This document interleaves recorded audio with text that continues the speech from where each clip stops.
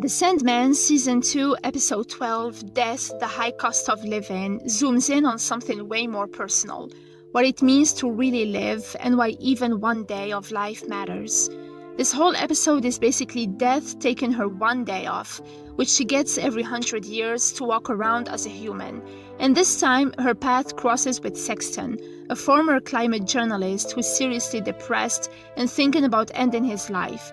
He's not just a random meet cute though.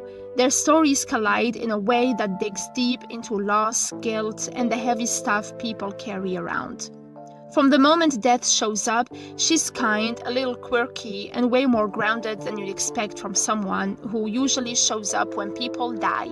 She patches Sexton up, offers tea, and tries to remind him without being preachy that life still has moments worth sticking around for.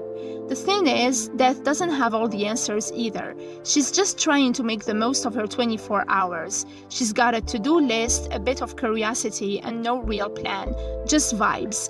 And for someone who sees billions of lives end, she actually wants to understand what makes life worth it, which is kind of wild when you think about it.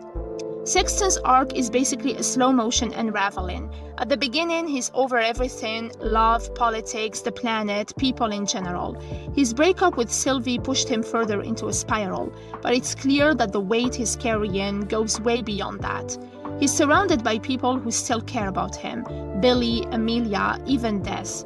But when you're in that dark headspace, it's hard to see it. That's why his moment with Jackie hits so hard. She opens up about surviving abuse and how even in the worst moments, she still felt glad to be alive. It's raw, it's real, and it forces Sexton to rethink everything. Theo's part in the story feels like a weird side quest at first, but it ends up being a whole commentary on grief and regret. He steals Death's ink, hoping it will give him some kind of control over life and death, especially because he's haunted by the death of someone he loved, Natalie. But instead of giving him power, it just leads to more chaos. He's desperate, thinking maybe if he dies, he'll be with her again, or at least stop feeling this crushing guilt.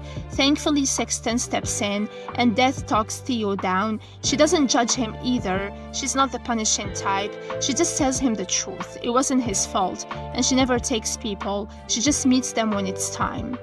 The wild card in all this is Mad Hetty, who's basically a centuries-old immortal mess.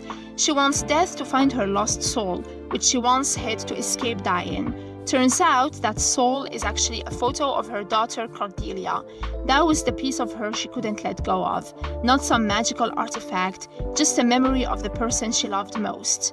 And that part hits hard, because it shows that what keeps people going, even the ones who've lived for hundreds of years, is love, the good memories, the people they've lost, and the chance to feel something, even if it hurts. In the end, Death chooses to end her day the way a human would. She drowns herself in a fountain to return to her endless form. Sexton tries to save her, but it's not up to him. That moment is heartbreaking, because after spending a full day learning to care about life, she has to let it go. But she doesn't regret it. When her immortal self asks how the day went, she says it was beautiful, full of dancing, people, music, and emotion. That's the point, really. Everything ends. That's what makes it matter. After all this, Sexton doesn't do anything dramatic. He just deletes the email he was going to send Sylvie and invites Jackie in for tea. It's small, but it's a sign he's chosen to live. He's not magically healed, but he's open to feeling again.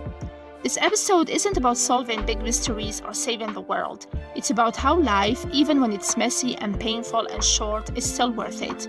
Death's one day off reminds her of everything humans get to experience, the highs, the lows, and everything in between. It's a love letter to being alive, even when it sucks, because for someone who's seen the end of every story, Death still believes the journey is worth it.